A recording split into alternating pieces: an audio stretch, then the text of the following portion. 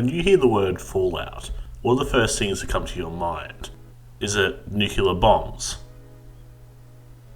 Is it radiation? Is it even Chernobyl? To most people, these are the first thoughts that run through their minds when hearing that word. But for me, the first thing I think of is a dopey-looking, blonde-haired, blue jumpsuit-wearing mascot giving me the thumbs up. I think of vaults and men in power armor. I think of huge robots spouting anti-communist propaganda. I think of laser rifles and abominations so horrific that it makes my hair stand on end. But mostly, it reminds me of a company that has its roots in open-world RPGs, a company that is going through a hard time but only 4 years ago released one of the best Fallout games ever made. You already know the company I'm talking about, but those of you that don't, the company's name is Bethesda, and this is Fallout 4.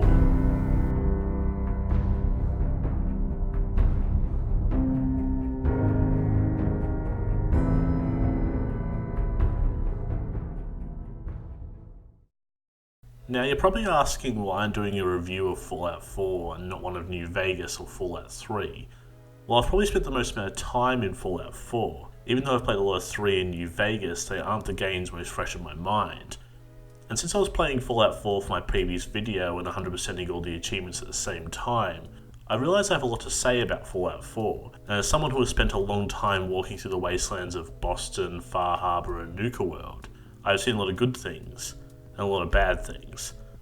So think of this video as a review as well as my experience of playing 4 years of Fallout 4, and why I think you should give it a second chance. So without further ado, let's get into it. Fallout 4 is a big game, massive in fact, but the gameplay can be summarised down to a few mechanics, these being exploration, combat, scavenge, build, then exploration again.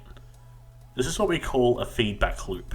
You can even take combat out of the equation entirely since combat can be avoided by the player. But what is a feedback loop? Well, in Fallout 4's case, when you explore you find stuff to scavenge. There could be anything from a plate to some medicine. Then you use those materials to build things like settlements, which can end up making you caps and gives you a home base while you're exploring the wasteland. It's a major mechanic in the game and is mostly what the game is focused on. But why is this important to know? Well, unlike previous Fallout games or even the Elder Scrolls games, Fallout 4 was the first to have building mechanics. Usually picking up junk in Fallout 3 was worthless unless you wanted to sell it for caps, but being able to build your own structures in Fallout 4 made picking up junk worthwhile. And for some reason, Bethesda decided this mechanic was the single most important feature of Fallout 4, and based the majority of the game around building and running these settlements. Oh god, don't get me started on the settlements. I know another settlement needs my help, Presto. Why don't you go do it yourself, you lazy piece of shit?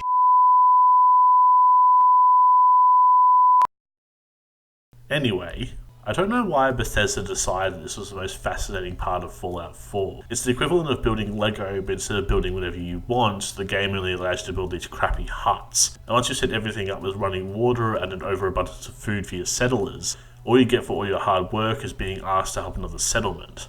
It becomes tiresome having to continuously build settlements for NPCs that don't react to what you have built them, and the only way you know you've made a difference is a small number on the map showing the overall happiness of the settlement. But even if you have equipped the settlement with enough protection and firepower to obliterate anything they see, they still ask for your help whenever they're attacked by raiders or super mutants. But it isn't all bad. It actually gives the player even more incentive to go exploring, and that leads me into the next part of this video. Exploration has always been an important part of Fallout. Even going back to the original games, they emphasise exploration over anything else, and Fallout 4 is no different. In fact, I'd even go as far as to say it's the best open world of any of the Fallout games. That's a pretty spicy take, isn't it? Let me explain. The original Fallout games were incredible for their time, but obviously technology has advanced significantly since Fallout 1 and 2, so comparing them to Fallout 4 is almost impossible. Fallout 4 is first and foremost a first-person role-playing game, while the older titles were top-down turn-based role-playing games, so the details weren't as significant in the first few games like they are in Fallout 4. And that's why Fallout 4's exploration is so amazing. It's the attention to detail that Bethesda has painstakingly put into creating Boston. From every burnt out car to every skeleton from the aftermath of the Great War, they all tell a different story. This is called environmental storytelling. Let me give you an example. On the west side of the map there is a location called the Boston Mayoral Shelter. Approaching it from the road, you can see that parked at the front is a huge industrial digger, and attached to it are a bunch of chains. At the end of the chain is the first door leading into the bunker, lying on the ground, torn off its hinges.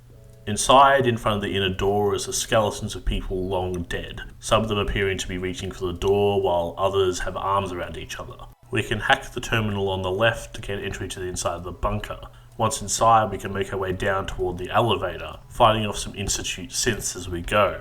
Once we take the elevator down and dispatch a few synths guarding the doorway, we can finally make our way into the living quarters of the bunker. Inside we find many skeletons, some in soldiers' uniforms, others in civilian. We can explore the bunker and find recordings of what happened here. It seems that the mayor brought his family here right before the bombs dropped. The bodies outside were of people trying to get into the bunker to kill the mayor. Supposedly the mayor was a shady businessman, using taxpayer dollars to gain power. The mob outside had been trying to break in just as the bombs dropped, killing them all instantly. But some of the mob had broken through and were firing the soldiers inside the bunker to get to the mayor. We can find out all of this information from both the skeletons littered throughout the shelter and using the voice recordings, and in the end we can find out the fate of the mayor and his family. This is what Bethesda does best. They use the environment and small narrative devices like the voice recordings to give you a story that has nothing to do with the main plot of Fallout 4. It's not a side quest, and some players might miss this story if they're concentrating on just scavenging for loot, and that makes it all the more special. Fallout 4 is littered with these sort of side stories. You just have to be on the lookout for them. It makes the world of Fallout 4 feel alive. These are events that happen without the player being involved. We are only getting what happens afterwards, and we piece together the story for ourselves. But that can't be said for the main story. Straight off the bat, Fallout 4's story isn't good. Bethesda created Fallout 4 to be an exploration game and a building sim first, but an RPG second. I mean, it's better than Fallout 3, but in terms of other RPGs, it's not really that great. For those of you that don't know the story of Fallout 4, here's a little recap. Fallout 4 starts on October 23rd, 2077, a Saturday actually. The story focuses around a small family, a husband and wife with a baby named Sean. You go about the start of your day when the apocalypse happens. Luckily enough, you just signed up literally minutes ago for you and your family to have a place in the brand new vault nearby, Vault 111. You rush to the vault and manage to get inside just as nuclear bombs turn Boston and the rest of America into dust. Inside, you and your family are put into cryogenic pods that will freeze you until an unspecified time in the future. At some point in the next 210 years, the pods are manually unfrozen, and you have to watch as a man tries to rip Sean out of your significant other's arms, and gets shot for it. The men steal Sean and you are put back into cryosleep. You wake up on October 23rd, 2287, under the sole survivor of Vault 111, and that's where the story begins. The main mission is to find your son, and once you come out of the vault, that is your main purpose. Of course you can go off and explore, but the game holds your hand throughout the first few hours, and most players after leaving the vault will end up in Concord and meet with the remnants of the Minutemen. And this is where my problem with the main story begins. While trying to protect Concord from a raider attack, you're told to head to the roof and gain access to a suit of power armor. Power armor works differently in Fallout 4 than it does in previous games. In previous games, power armor was just clothing the player could put on, but they still needed training to use it, and usually this is unlocked at least halfway through the game. But in Fallout 4, you're given access to power armor within the first hour of gameplay. You're literally given one of the most powerful pieces of equipment in the entirety of the Fallout universe. That's like giving a fat man to a level 1 character. It's just not going to end well for anyone. But why do this? Why give us the ability to use power armor at the beginning? Later on in the main quest, the Brotherhood of Steel arrive in Boston on their airship, the Prydwen. The Brotherhood of Steel are known for their power armor, so why not just do what Fallout 3 did and wait until you meet them to give you the ability to use the power armor?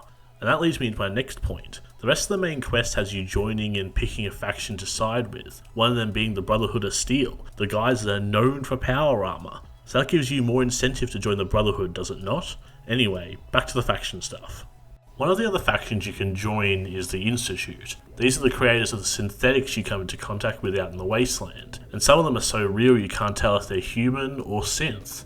Now you would think that this would lead to some interesting quests and that Bethesda would try and go down the Blade Runner route of what it means to be human, but they don't. In fact, there's only one mission in the entirety of Fallout 4 that even remotely asks this question.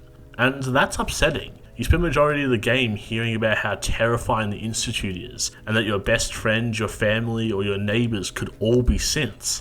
But this is thrown to the side when you finally get inside the Institute and find Sean. From there, you're asked to make a choice: join the Institute or join one of the other factions, that being the Brotherhood, the Minutemen, or the Railroad. And from there, you must follow that faction's predetermined missions to take down the other factions. And in the end, the faction you side with is left victorious, and they lead Boston into a new future. I finished each faction ending, and none of them are exciting in the slightest. And it just reminds me of Fallout New Vegas and how Obsidian made the story and the endings unique to the player. Whatever you did in the Wasteland affected the future and the outcome of the story. Fallout 4 just asks you to pick a side, and that's it. Now, don't get me wrong, there are some legitimately good moments in Fallout 4's main story, like blowing up the Institute or the Prydwen, or watching a synth be created at the Biolab in the Institute. But these are overshadowed by an uninteresting story that is far from Bethesda's best work.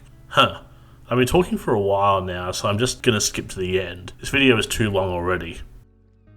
So you can probably gather from this video that I have a love-hate relationship with Fallout 4. On one hand, I love the exploration and the world building that it brings to the series, but on the other, I'm annoyed at the mediocre main story and the gameplay loop that is focused on settlement building. As I said at the beginning of this video, Bethesda created Fallout 4 to be an exploration game first, a building sim second, and an RPG last, and that shows in the end product. It's even more apparent to me when Bethesda released the DLC packs. While we had interesting locations and stories like Far Harbor and Nuka World, the other DLCs are about creating things, from building your own robots in Automatron to creating and managing your own vault in Vault-Tec Workshop. And I didn't even mention the Wasteland Workshop and the Contraptions Workshop.